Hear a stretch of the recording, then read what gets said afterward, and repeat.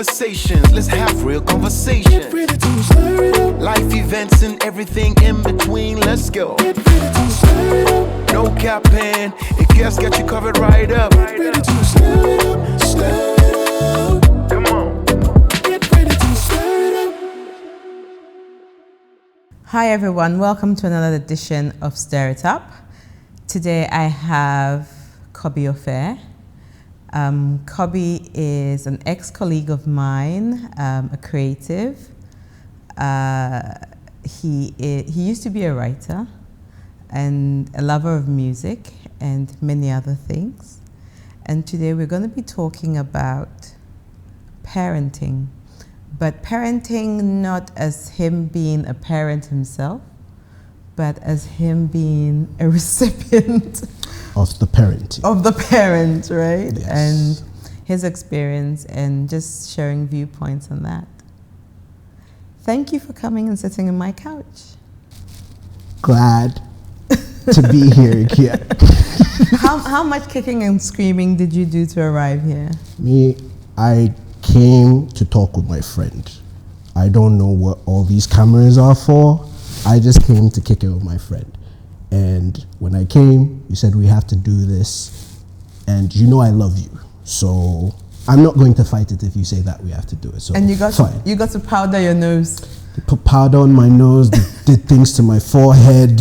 I feel weird, but it's all for a good cause. Let's do it. Let's do it. I'm here for you. And guess what? Wait. What's going to happen now is it's going to be the standard for the rest of your conversations going forward. People powdering my nose here, no. No, not that. They have to pay extra for that kind of action. Thank you for being here. I love you. I'll be here all the time. And anytime you call me. Thank you. Oh, we haven't even got to the good stuff yet and I'm already getting love. I feel great. And the child in you pops out. It just pops out. See, that's all I want, love. That's all the child wants is love. But anyway, I digress. You were saying. So, I think I've said this 1,000 times about how parenting is the one thing there is no manual to. And I had so many opinions about how parents manage their children until I became a parent. And I can see that. Sorry? I can see that. You can see that. Yeah, I can definitely see right. that. And then suddenly my perspective, I wouldn't say my perspective changed, but then I had to do some perspective taking of my own, right? Okay. Where I could then see certain things that my parents and my different caregivers, you know, I began to understand some of their viewpoints. And I'm gonna give you like 2 seconds to be a parent. Just pretend. I like this game. Pretend. Before we get into the good stuff. I've almost been a parent like on a few occasions. Whew, so I think I can relate. You think you can relate, right? I think I can relate. So let's play the game. Pretend to be a parent for all of, let's say 2 seconds. 2 seconds, parents. All right. And say, what do you think? If there are three Do I things. have boys or girls? You have a girl and you have a boy. Okay, all right. Pretend to be a parent for just a few minutes. Okay. If there are 3 things you think every parent wants for their child, what would those things be? One, to be confident. I would definitely want my children to be confident. I would want them to find their place in the world, whatever that may be. And, this has to be for the child, not for me. And the third thing, I don't know if it's the same as finding their place in the world, but I would say I would want them to be self-sufficient. I would want them to be able to take care of themselves. So be confident in who you are, that you can do whatever. Find your place in the world, no matter how quirky or how weird you might think your life is or your interests are. Do that. And third, to be able to sustain or do whatever it is that you want to do based off your quirkiness and your confidence. Those are the 3 things I would say I want to give them, or not even give them. That's what I would want for them. Right. what I would want to do for them is completely different. What I would want to give them is completely different. So based on these things, do you think that's what your parents or parents today think about giving their children? I don't think any parent, well, at least the vast majority of parents, I don't think any parent really wants bad for their child. I don't think so either. I don't think so. The problem or that tends to happen is the way they were raised and their idea of how maybe the child should become.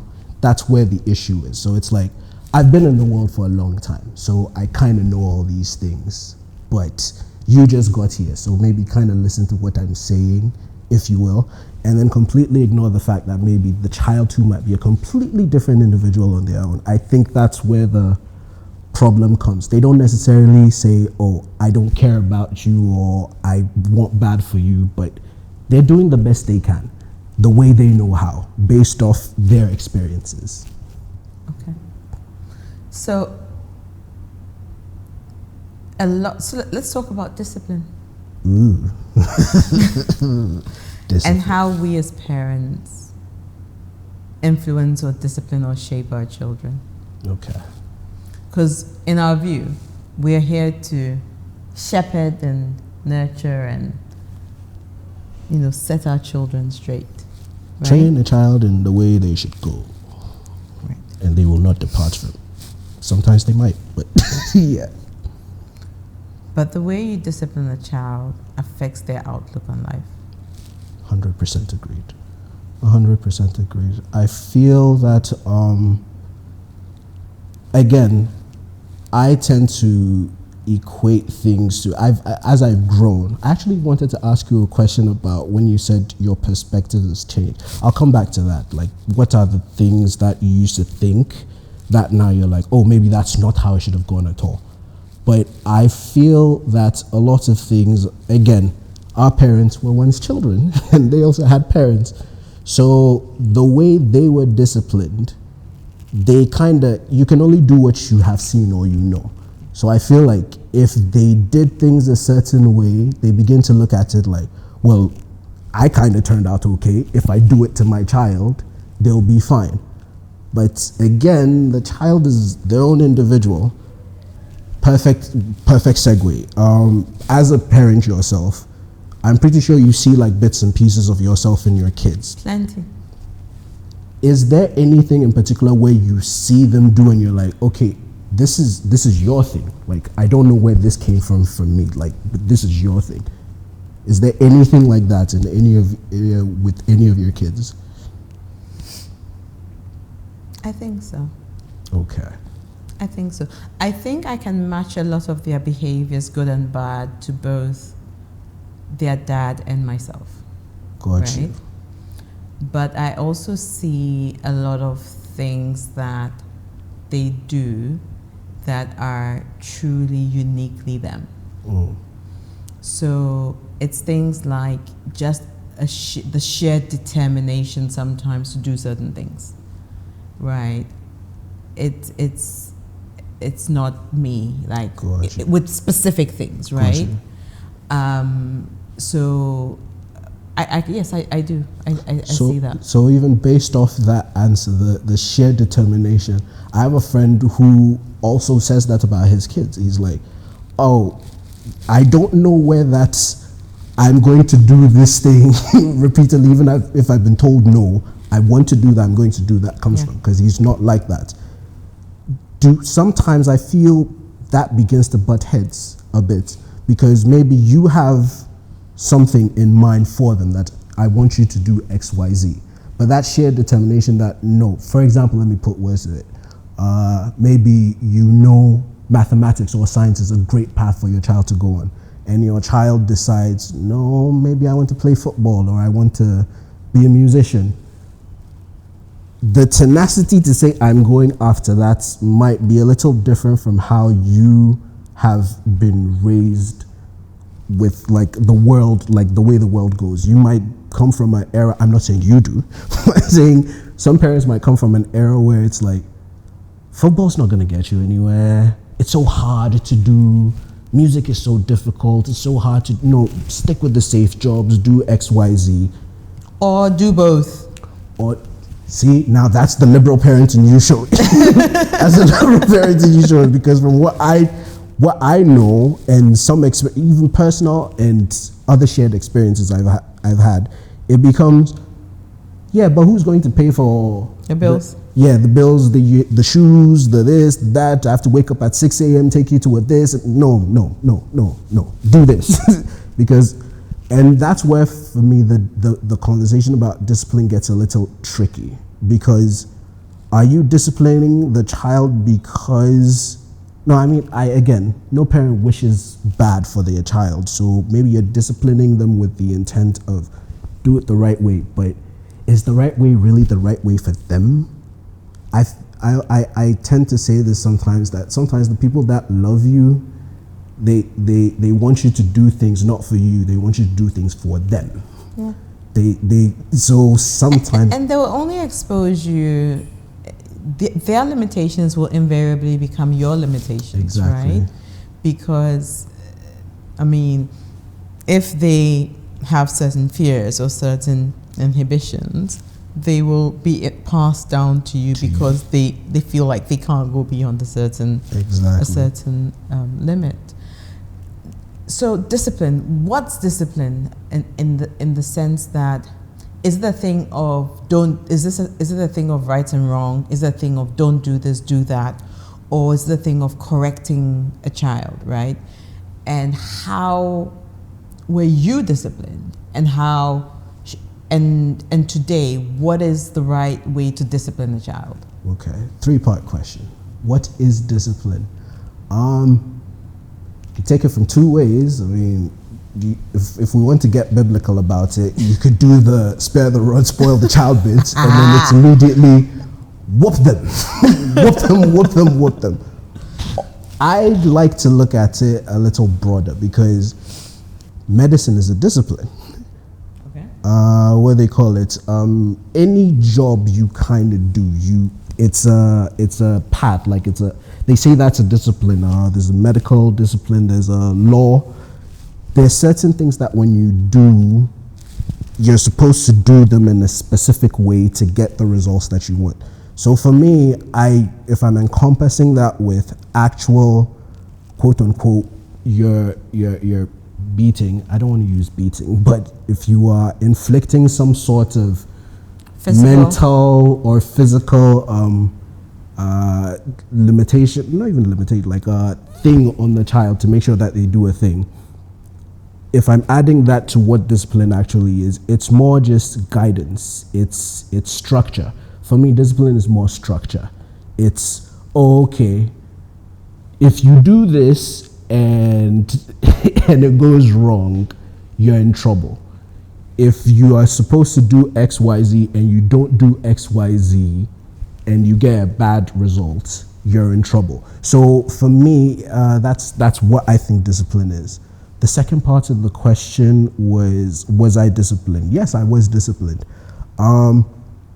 This is gonna sound very supercilious, but that's not what I mean it to be. I was recently watching this series. I'm pretty sure it's familiar. I'm pretty sure maybe you've seen it, Ted Lasso. Okay, so it's basically about this awesome football coach, and he knows nothing about football, but he's the most motivating individual in the world. He just makes everybody feel good and is able to play. And he had a ball boy, somebody who would sort of like pick up the clothes and whatnot in the locker room, and he made this person feel so. He basically built this person's confidence up so much. The person now sort of became a coach. The person had their own inhibitions and problems and whatnot, so they kind of fell out. He went to another team, did well, but again, the foundation you have always sort of messes with your mind. So he kind of quit that job too. He went home, he had like a very, very terrible period. He went home, he was staying with his parents, and his father comes to him one day and he's like, I'm so sorry, I didn't know, and like, I'm so sorry you're going through this. I didn't know how to coach a genius. And for me, when he said that, I was like, yeah, sometimes you get a child who's special. Who's special. That's why I was asking you, there might be certain things, and you only know what you know. Yeah. You may not have had, you know how kids are, but maybe there's something very different about your child. He's not like he's not like his siblings, they're not like their cousins. It's completely different. And if you don't know, I feel like people are always very afraid of things they don't know. So it's... And I think that comes to the thought I was talking about earlier, is we inflict our limitations on our children, right? Because exactly. You could be blessed with this gifted child, and that gift could be as simple as in football.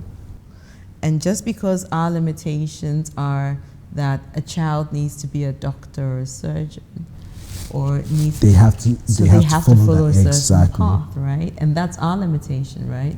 Or that's our limiting belief. And so we kind of impose that on the child, whereas there's so many other pathways that child could have gone down and done great things and be more fulfilled and have a better rounded life. Absolutely. And then we've kind of imposed our viewpoints on that child. Yeah. A lot of celebrities or people who succeed, I tend to watch like the award shows and whatnot, and you see it's always, and Mom, Dad, I love you. You did so much for me. And you can tell these people are genuinely like, you supported me. You believed in this quirky kid, this wiry person who didn't know what was going on, as opposed to, nah, do this. So in answer to your third question, which was how should people, or how would kids be disciplined? I would say really first thing, and again, I think this conversation is more in the context of, it might be universal, but I'm speaking from the perspective of a Ghanaian child with a Ghanaian parent. African baby. It should be first and foremost, and I don't know if you might relate to this, because I think it's like a tagline for every African. I brought you into this world, I can take you out. I can take you out. But that's an African child. I think it's even African American where it says, I put you here, I can take you out. I can take you out of this world. So it's from... But even I probably said that to my child at some point in time, like, hey, do what I say. And for me, like, that's the... See, I need to calm down because I'm slowly getting... But here, let me just give you like a brief synopsis of my idea of that thing. The process of childbirth is so miraculous. There's so many things that could have gone wrong at any point in time. Some people don't even have kids. So throughout that entire journey, you're not really in control.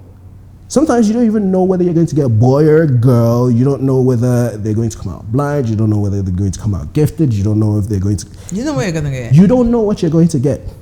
If parents had the ability to quote unquote change it, like if you were born into a world where you had technology to change your child, or the technology is now present, that's a completely separate conversation, but if the tech was there to change your child, some parents might probably have taken advantage of that and gone like, no, I want my child to have blue eyes, I want this, I want that. So you technically did you've played a very passive role in all of this. You technically just got me. It's like, so you can't take me out. So yes. Luxury. You did. You did. I didn't see that coming. A friend of mine succinctly put it. I was laughing the whole. He was like, his parent, like, you parents have gotten together one night, decided to have your fun. Nobody asked my permission, and now I had to deal with that decision you made that night. So that's by the way. Well, it could have been during the day. It could have been during the day. It could have been you see. Okay, go on.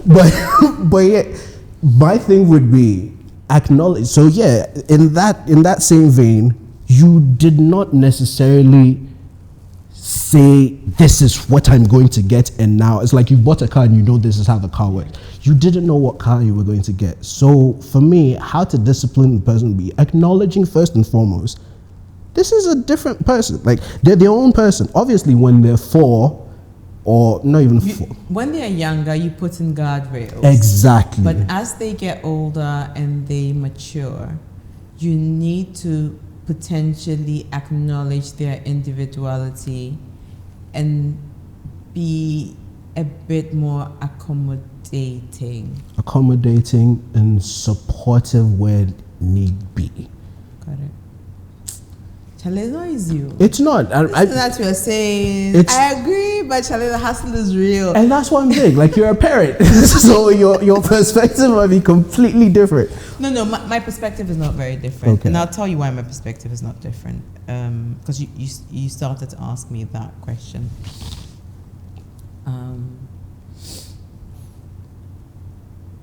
I always say that in many ways, I raised myself. But I raised myself by watching a lot of the adults around me. Right? In the sense that, and when I, because my dad was a surgeon and my dad was at work most of the time. Got you. And I had older siblings at home.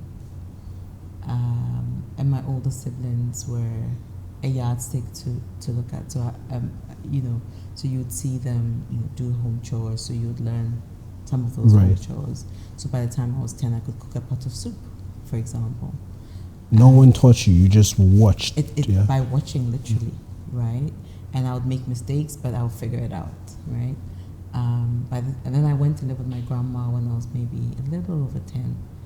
And that is where I learned probably the most and had a lot of affection, right? And when I think about that experience, I find that it was the biggest learning experience for me because grandmas raise children very differently from parents. True. Because they've seen it all before. Yeah. They are not overly stressed out by, like, you ramble along but you figure it out kind of thing, right? So she was also she put in place guardrails. Yeah, it was like the rest. But it wasn't overly rigid. Right. But I was very, very clear that I'm not about to disappoint this woman. So I would always stay within the lines. Always. Right? Plus, like you said, you learned affection. So you learned to love this person who was taking care of you and showing you all these things. Right. But what I also realized very quickly was that independence and freedom and respect are gifts when you give a child that, depending on how you hand them over to a child, they don't abuse it. Yeah. I learned it very quickly. And I find that the children that we helicopter and we over supervise, they are the ones that are like the most mischievous and naughty. So think about secondary school. The kids whose parents were overly involved and overly supervising. Yeah. When they come to school, think about the things they used to get up with that the parents had no clue they got up to in school. Yup. Even for me, my experience was more even with kids who came from religious backgrounds. Exactly, but that's what I'm talking about. Like really, really very strict, very confined. Yeah. And I find that kids whose parents are a bit more liberal, it's almost like they're liberal. They can say I've seen it, I've done it. Yeah. I don't need to do this. I don't need to do that because I don't feel overly restricted. Yes. Right? So when I think about, and this might sound idealistic, but when I think about discipline, I'm beginning to learn that the concept of discipline is a thing about action and consequence. And the consequence is not always brutal, brute force of hitting a child or mentally abusing the child or denial of something, but is allowing the child to know that for everything that you do, there is a consequence to it. So if you do not study, you will not pass your exams. I don't need to beat you, you won't pass. And you will not pass. And when you do not pass, you might not go to the next grade. And if you do not go to your next grade, your mates will be in the next grade and you'll be in the previous grade with your juniors and your mates will see you and you will not be talking to your friends and that's what you have to deal with. Exactly. Right? And to be honest with you, that is enough motivation, Yeah. depending on how you share that with a child. Exactly. I 110% agree. I'm going to do a little mischievous thing and slightly backtrack on something I said, but do you think it also depends on the child? Like, some children will listen. You get more out of talking and literally breaking it down. Like, if you do this, this, if you do this, this, if you do this, this, as opposed to some children who are, you kind of need to get a little rough with them. I think that nothing is a one-size-fits-all, right? So Agreed. as I say these things, if you were dealing with a child who had ADHD, for example, it would be a completely different experience. Right. Or if you had a child who had Presence. some kind of, behavioral issues, right? That would be a different conversation. But I think that all things being equal, you would, once you're able, having conversation, it also depends on how you begin to raise a child. And remember, I think that my children never do what I say. My children do what I do. And that's and I learned it the hard way. Yes. I'll tell you an example, Governor. My kids do not eat in your rooms. My children eat in their rooms all the time. Challenge accepted. Because why? Because I eat in my room. Ah. Right? Yeah. I had to stop eating in my room. Well, no. I started imposing fines. That's when they stopped. So you pay me when you eat in your room. When I find a plate in your room, you pay me. So then they stop, because my children have now understand money, right? But guess what? That's good. I don't have to pressurize my kids to study. Right. Do you know why? Because my kids know that I don't miss deadlines. If I have a work deadline, I will sit at that table and I'll work through it. So even as at year 6 or Form 1, year 7, I would wake up and I'll be going down the stairs and I'll hear somebody at the table and I'm like, who is there? And it'll be my daughter. She's studying. Because she's seen you do it. And I've never said to her, wake up and study. Yeah. And I'll say, what are you doing? She says, I have a test tomorrow. Mm. Do you get me? Yeah. So, and I'm like, she's 11. What's she doing? She's studying, because she's seen me do that, right? But I couldn't get her to sit at the dining table to eat.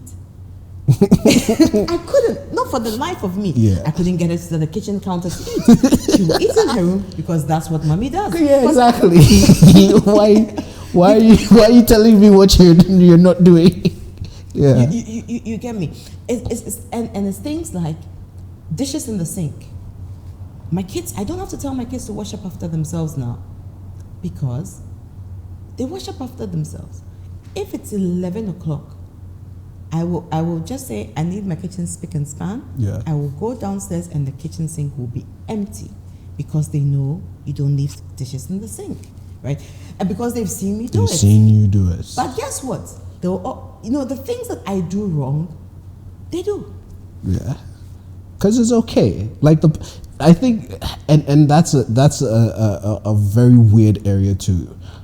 When you're a child, your primary caregiver is literally your hero, because you don't have any frame of reference. That's true. You don't necessarily have any frame of, so first and foremost, I want this person to love me because I'm a small little this thing and I need protection from this person. Yeah. This is the person who brings food. I get food, I get clothing, even if they don't understand the what they call it, the value, the financial value of it, they get that. And they don't. They don't. But this is where I get all these things that I feel good about. I want this person. It's a human trait. I think it's a lot more so with kids, but I want this person to like me. What can I do to make this person like, oh, they're doing this. Oh, let me do that. Yeah. Because it's like matching. I've forgotten what they call mirroring or what. Yeah. Yeah, exactly. Like when you want someone to like you, You mirror the behavior. you mirror the behavior. So especially in my formative years, I'm going to mirror everything that you're doing, because in my head, it makes us get closer. It makes us like each other and X, Y, Z. As opposed to, again, most African parents who will do No, do what I say. Do what I say. Do what I do. Not what I do. And then now you can understand where the disconnect comes. Because don't do this, but you're doing this. Okay, now I'm confused. What do I want you to like me. Innately, I know I have to do the things that you do so I can like you can like me, but it's like, wait, what's going on? And then you get confused, and then it moves to depression. And I always make this joke that depression for African parents is like a lot like sex. People don't know, African parents don't know that their kids have depression. They don't know they're having sex. They don't know they're doing all these things. But it's because of these things that are going on. It just sits in your mind, and it creates a lot of confusion. It becomes very difficult to break away. It's really nice to hear you talk about just how we receive some of the things that our parents do, right? Without even thinking about, because as parents, right, we are given the instructions, we are given the direction, but we don't necessarily experience it ourselves. Yeah. Yeah. What lessons have you learned from your parents? The good ones or the bad ones? Where do you want to start from? I would say for me, it's a long list of things. To be completely honest, there are lots of things too that I've had to unlearn, like growing up. Because once you begin, first it's, I want this person to like me, and then you begin to sit down and wonder, okay, why am I, quote unquote, doing all these things that don't necessarily bring me joy? Then you sort of try and find your own way to make yourself happy. And then sometimes that whole cultural and age gap then begins to become like a problem. So with all those things, obviously every child is different, every home is different. But for me, I would say one of the biggest lessons that I've learned, and quote unquote, my other friends have also learned, is support. There tends to be, I feel like the basis for anybody, like a well-functioning person, is to know that you are loved and supported. Even if the entire world is, no, it's not to say I'm justifying the wrong you've done, but you did this thing, we're gonna get through it. We're gonna get through, to know that you've got somebody in your corner at all times. So for me, I've learned that thing, that in the event that I do have kids, and I do, if you're watching this in the year 2030, whatever, yeah, you know, I love you, and we start having this conversation. I'm sorry, I know I might make some mistakes, but I'm always gonna support you, always. Yeah. For me, that's always been a thing. And also to just remember, I think now that's even my dealings with people. People might have people are individuals. They have their own things going on. I might be a parent, come home, I'm tired from work, all this thing. It's natural to want to dump or whatnot. And again, you hurt the people who are closest to you, but they bear the brunt of. Don't bleed on me when I didn't cut you. You know what I'm saying? Like, if you're taking hurt from outside and now you're coming to put it on me when I haven't done anything to you, especially when I don't know why you're doing it to me, it becomes very difficult for me to. But do our parents know that? That's what I'm saying, and I think that's it's a hard bridge to make between, I am giving you instructions and I'm also a human being and I can make and mistakes. I'm also the one bringing in the bacon and paying your school fees and doing all of these things. I should have. You should have some. There's all that, and all of that is valid. But do you then say, okay, because I'm doing all this, I'm completely going to ignore you as a person? No. I'm going to disregard whatever interests you might have, especially when the interests are not bad, they just don't align with yours. Yeah. It's kind of like a manager saying, I pay for everything that you do, so I'm going to treat you however I want. No. No. You can't do that. You can't do that. So for me, I get that, and most parents say that, but even that in itself, just saying all these things, I think children know this instinctively. They know that, you're my hero. I'm getting all these good things. I might not understand how they're coming, but I know you're the one who's doing it. So, okay, that conversation is there. If you need to hold it over my head for discipline sake, like, for example, I give you sweets every time, but I say, don't do this. Even the fines thing, I think it's a brilliant idea. I'm stealing. I'm stealing that. Because, okay, now I'm going to make this real for you. All these things that I do that you get that are fun, now I'm going to place, I'm going to hand over that quote unquote burden to you. Yeah. Now you have to pay me for every time you do something. Yeah. If you do things like that, it makes it easier for the child to go, okay, all right, I understand you now. I get you now. I'm not going to go out of these boundaries that we have agreed. We have agreed on these boundaries now. And then now I'm not going to go out and be mischievous because now I understand why you're doing it. The thinking behind it. I understand the thinking behind it. Yeah. That's all we need. We just need to understand the thinking. Yeah. Don't beat us. Don't shout on us. I know some of us are a little hard-headed than most, but sometimes just a little more love. I always say if you claim you love someone, you don't try and impose your wants on them. It's very much, I'm going to try and meet you halfway. I'm going to try and make the space a little more comfortable for you. And sometimes, very recent example that happened, I had a falling out with a few friends, and it wasn't a falling out as, oh, we're fighting. It was because they do things a certain way, and I was just like, I don't necessarily need this space. I don't rock like that no more. I don't rock like that. Like, that energy is a little weird for me. I'm not interested in that. And we had a conversation about it, and I told them, yo, you're my friend. I know you're going to do this. I know you enough to know that, oh, even if I tell you don't do this, you're going to do this. I meet you halfway through. Yeah. I will meet you halfway, meaning that maybe if you want to talk about this or if you want to do this thing, I won't say, stop.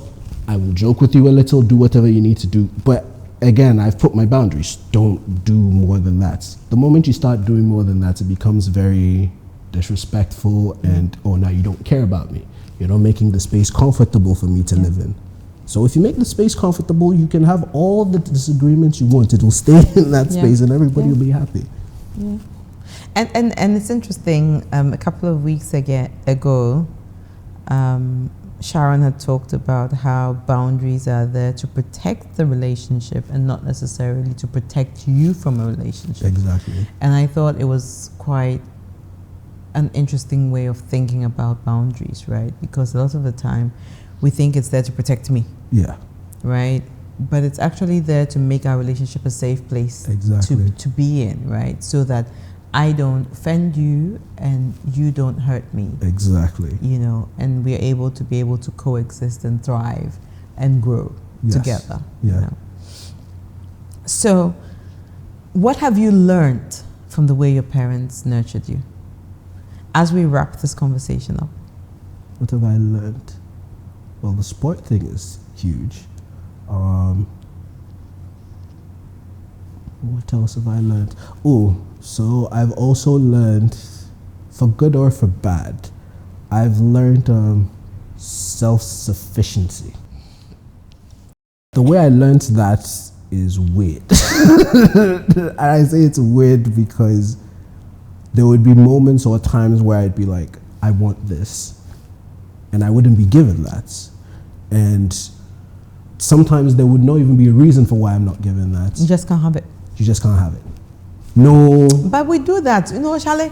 You know, if we give our children everything, how would they learn to be self-sufficient? So sometimes it's not because, you know. Let me throw you a curveball.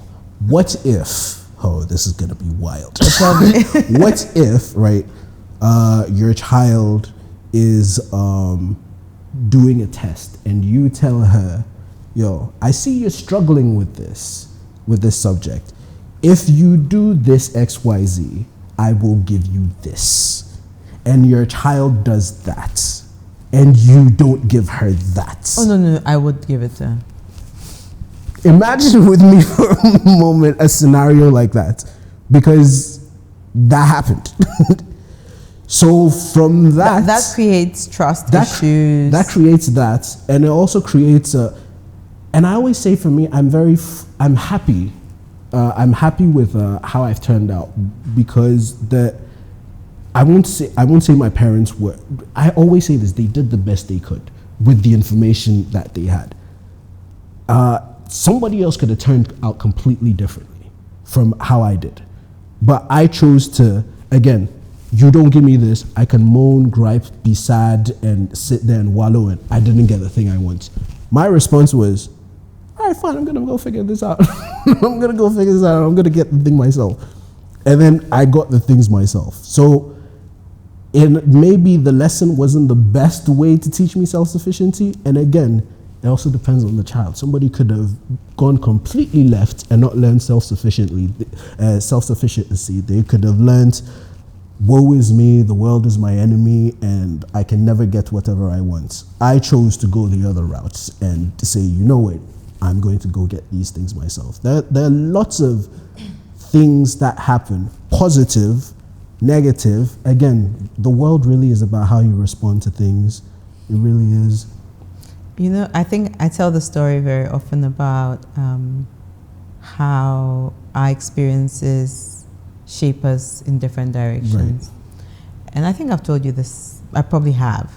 We have conversations. This is why it hurt me so much that now, like, it took so long, and now we're doing it in front of all these people. And it's fine. Don't worry about it. We're gonna have more conversations. Let's go. So, twins, but technically identical twins are the same genetic construct, right? And they have an alcoholic father. Right. One grows up to become an alcoholic, and the other person becomes Stella. Stella is a neurosurgeon, and they both get asked, how did you end up on the path that you end up on? And each of them says, because my father was an alcoholic. And that's what happens to you. You either, say, I'll never become like this man, or because that's what you've always known, you end up becoming exactly like that. So our experiences will, either pull you in that direction, or will actually, take you in the stark opposite direction of your experience. Thank you for having this conversation. Thank you for having me. The last thing I would like you to share with us is, if there's one thing you could change about how you were raised, one thing. One. What would that be? And then we'll say thank you. I'm gonna take it off my parents. I would change where I was born. On that note, because Ghana's a different one. That's another topic. So, to the fun part of all of this. You should have started with this. We're going to have a longer conversation. But a much longer conversation. Starting with this is not a good idea. It's a good idea to me. Because it's just downhill. It's a real conversation. Unfilter it with the drink. All right. Okay. Let's go. So what you're required to do is tell me two things in requirements. it. There are requirements. Yes. Okay. Tell me two things that are in this. Okay.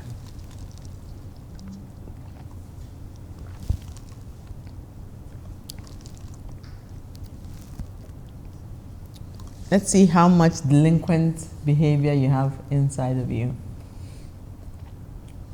It's a citrus fruit, but I don't know whether it's lychee or if it's just pineapple. There's no lychee in it. There's no pineapple in there. But it's a citrus fruit. Is there citrus fruit in it? There is a you don't know what you're getting. There is a citrus element in there. To be fair.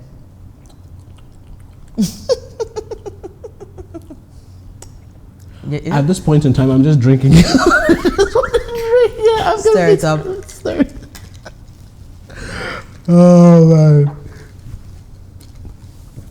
What is okay? I'm not telling you. Tequila. It's not tequila. It's got rum in it. What's the citrus? Got cocktail. The juice, the fruit whatnot. Yeah, I was like, I know this. I was like, I know this. What is this?